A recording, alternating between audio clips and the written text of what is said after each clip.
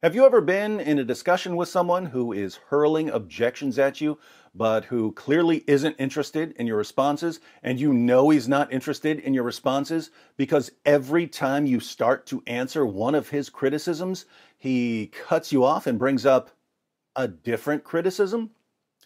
Have you ever been told that the world's greatest scholars disagree with your view and that you're therefore completely out of touch with modern scholarship?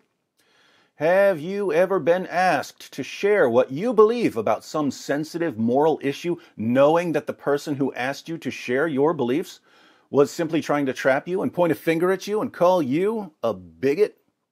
Have you ever felt backed into a corner in a conversation? Have you ever felt completely outmatched and outgunned? Have you ever felt woefully unprepared? Have you ever lost your temper? Well, what if I told you that there's a book that can help you successfully navigate all of these situations, remain in the driver's seat the entire time, take the conversation where you want it to go, and make the other person do all of the difficult work? Do you think you might be interested? One of the most common questions I get is, David, what books should I read to get started in apologetics?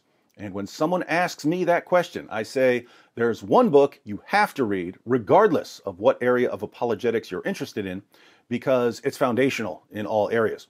Apart from that, my recommended reading list will depend on what issues you plan to focus on and where you're planning to use apologetics. In other words, a reading list for someone who wants to have discussions with Muslims is going to be different from a reading list for someone who wants to have discussions with atheists.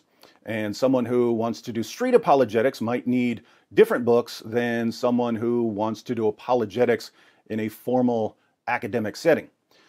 But again, there's one book that will be on all apologetics reading lists because it's going to help you whether you want to talk to atheists or Muslims or cultists or anyone else, and it's going to come in just as handy in all settings, the street, school, work, whatever.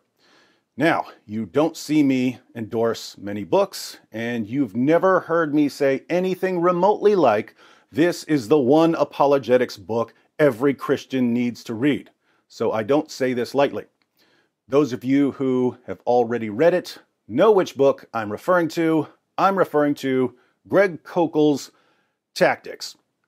Tactics is a modern classic, but I wanted to post this video because there's a new 10th anniversary edition with about 40% new material. So even if you've read the original Tactics, you might want to get the new edition.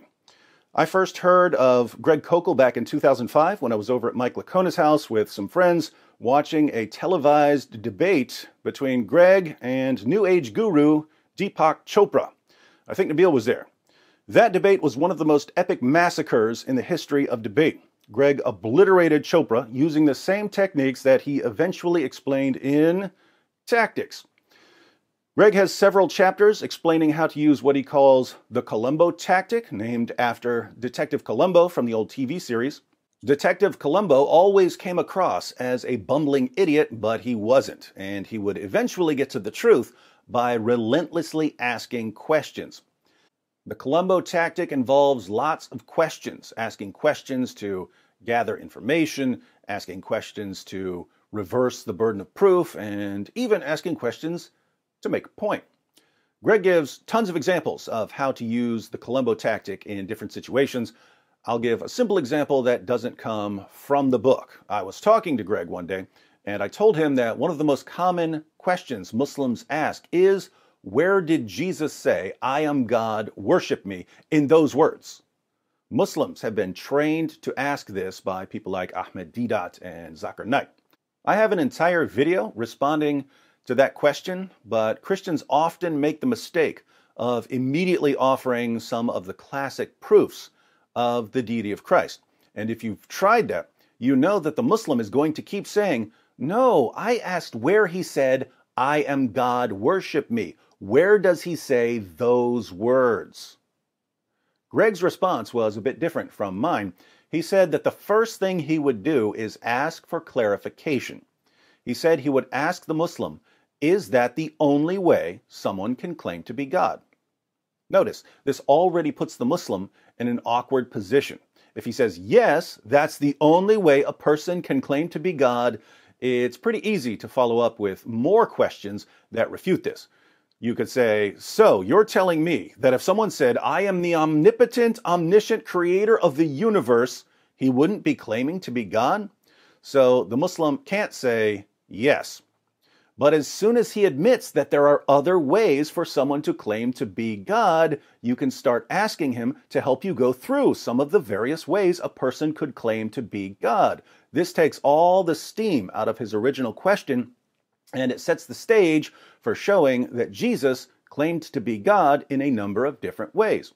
You do all of this by asking some simple questions. If an atheist asks Greg, what about all the evil in the world? Greg is going to ask the atheist, what do you mean by evil? Then he's going to continue asking questions until it's ultimately revealed that the concept of evil makes no sense on the atheist's worldview, but that it does make sense on the theist's worldview. If someone says abortion is okay because a fetus is a human but not a person, Greg is going to ask, can you explain the difference between the two? If someone claims that science proves that there's no God, Greg is going to ask how science does this. And what usually happens is that people find out very quickly that they're tossing around objections that they haven't really thought through.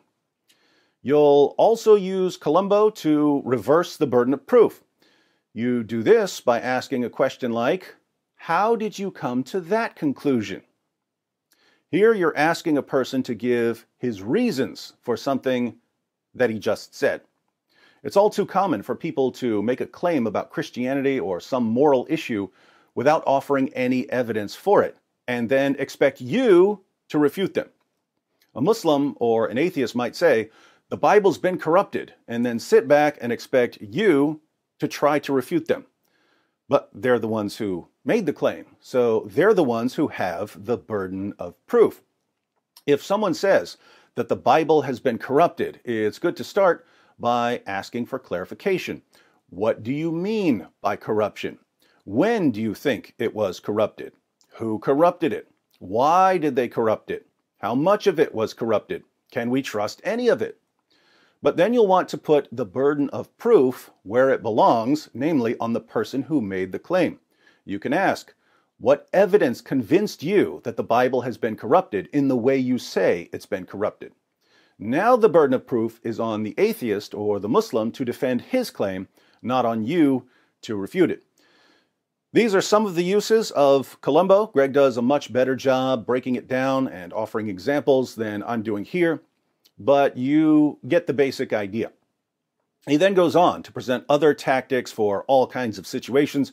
He gives them cute names like steamroller, Rhodes Scholar, sibling rivalry, infanticide, taking the roof off, just the facts, ma'am, and so on. You'll have to read the book if you want to understand the tactics, but if you learn them and practice them, you will find that they make it much easier to deal with objections and to get people to see the weaknesses in their own positions. The new edition currently has 100% 5-star reviews. Let's look at a few of the short reviews. This is the book I have recommended most to friends and fellow Christians over the years. It is also the first book I give to someone who is interested in thinking more clearly about their convictions and discussing them with others. And now the classic is even better. 10 years ago, I realized Tactics was the best book written on how to talk intelligently about truth and your faith. Now it's even better. Tons of new material and insights. I just finished reading the new edition and took several pages of notes. No wonder this is the best-selling book each summer at Summit Ministries. An absolute must-have book for all Christians. The tactics Greg teaches will empower you in conversations and debates. Easy read. I could not wait to get my hands on this updated version of Tactics. Greg Koukl is one of the best teachers in our era, and this book is simply incredible. It is very well written, practical, and should be on the shelf of every Christian who desires to get better at having intellectual spiritual conversations. 5 stars, highly recommended. Fantastic book. This book literally changed my life. For the first time in years, I've been able to speak to people that disagree with me on any topic and not feel pressured to have every answer to every problem memorized. I can simply ask questions and stay in the driver's seat.